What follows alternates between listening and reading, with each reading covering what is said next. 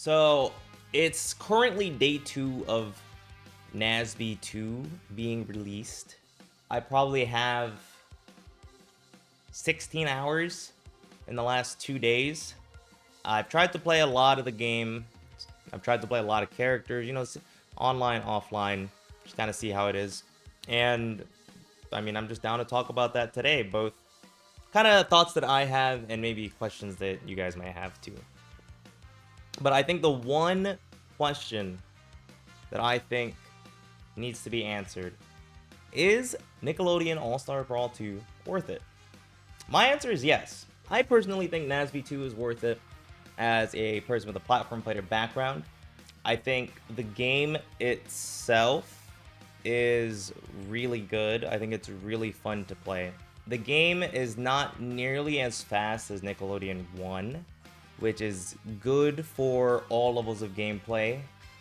It makes it so that the curve of getting to get better at the game is a lot smoother instead of being like, oh, I have to practice an insane amount of tech skill.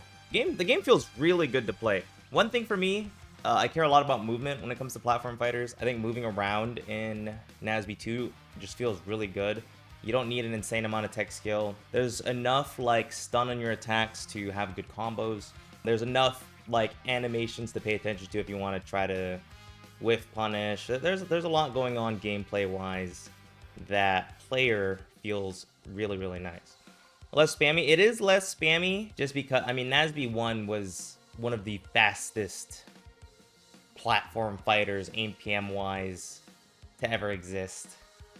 This is a lot more, I say it's like Rivals, but a half step back. So the pacing is just really good. Another thing that I like, I kind of touched up on it, but I think a lot of the characters are just really fun to play. There's a lot of different archetypes, and a lot of characters do feel pretty different.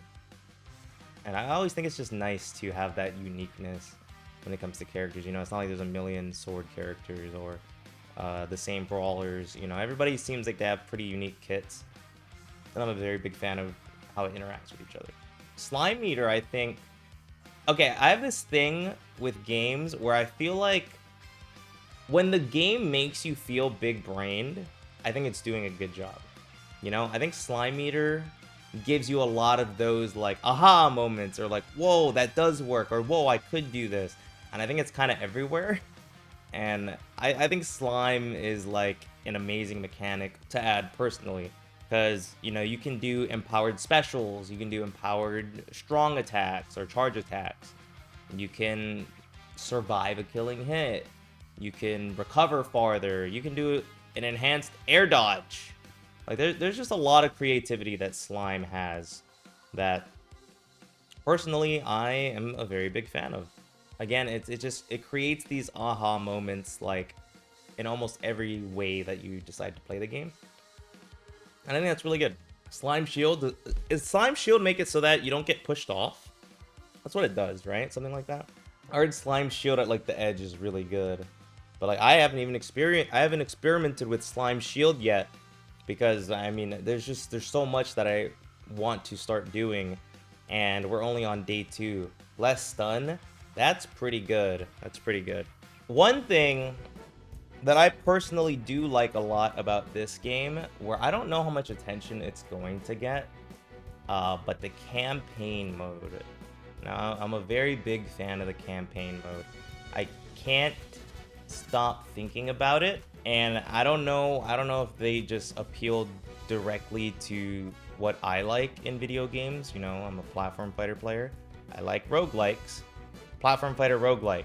Cool. Personally, I mean, I just think it's really cool how I can feel I have progression in a platform fighter. There hasn't really been anything to that degree in a platform fighter, if I'm not mistaken.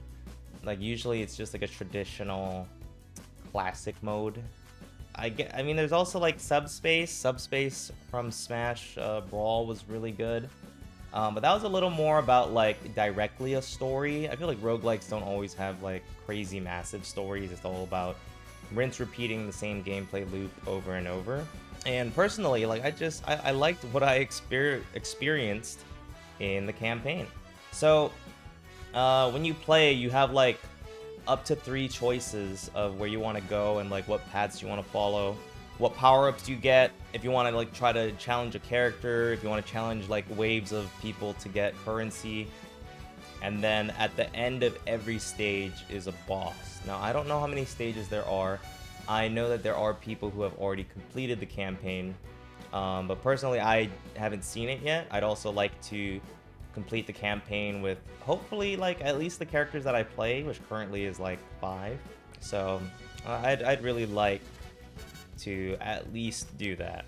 Like just touching up on that is the fact that there is single player content. I feel like NASB2 on release didn't really have a lot of single player content. I think for the most part a lot of fighting games don't really have a lot of single player content because it's catered more towards like playing against other people.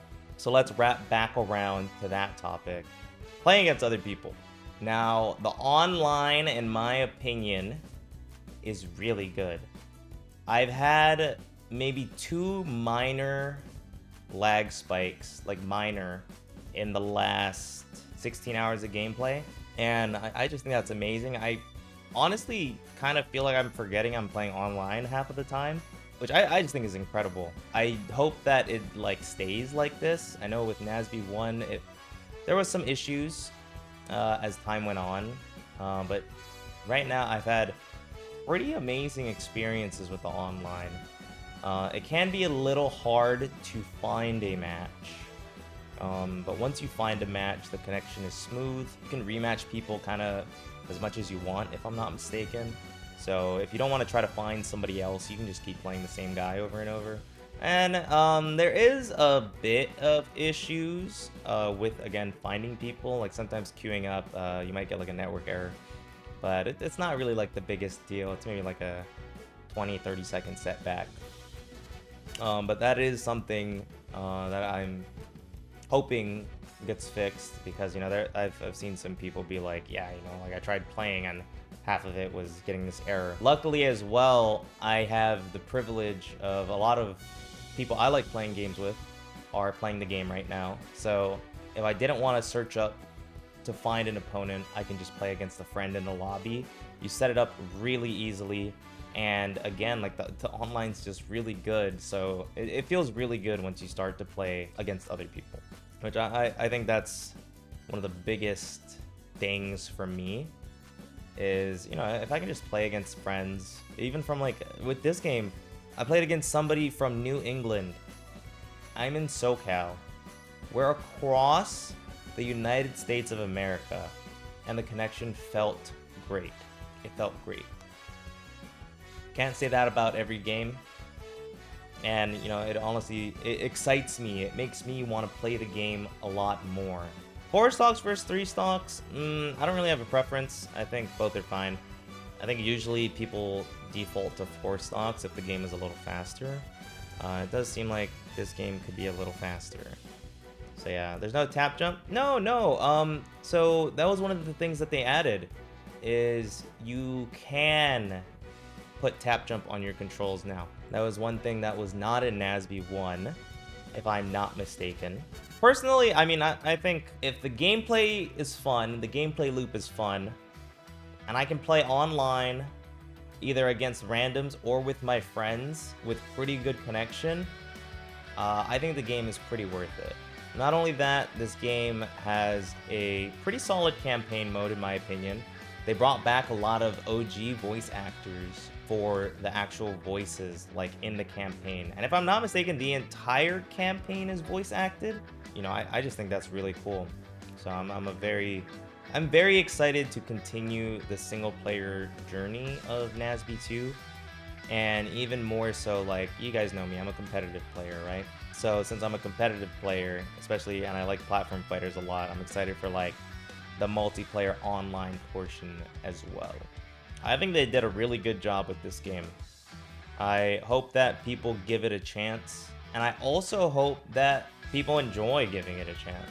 I've heard a lot of people who didn't like NASB2 who do like NASB2, and that makes me really good, or that makes me feel really good. Just because, I don't know, I think the game's really fun. I think the devs are really cool. I'd like to see the game pop up or pop off a lot more. And already, I think 2 tournaments with $5,000 pots got announced for January and February. So the initial like journey for the competitive side of the game is looking pretty good. I'm a pretty big fan. Is the game good for competitive? I don't know. I haven't competed. The meta is still developing. But I would say yeah. First impression, yeah. It looks pretty good. I think the good characters are pretty good, but they're also like pretty fun to play. And I think the bad characters aren't even that bad. Mirror Man released a tier list. I didn't really look at it because I'm trying really hard not to look at other people's opinions. But his character strength was like, let's just say broken, right? Like top tier, double S, S+. So like the character strengths are all really high.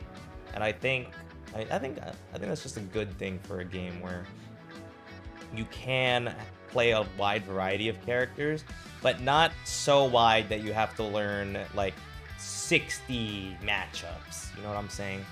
I like the roster size a lot. I think with a game that has a Nickelodeon IP, I think everybody wants everybody. And it's such an endless amount of characters that I don't think people will ever be happy with certain roster sizes. But besides that, I'm happy with the roster size. I can at least say that much. I think the game's really fun. I hope that if or when people give it a shot, that they have as good of a time as I am. That's all I can really hope.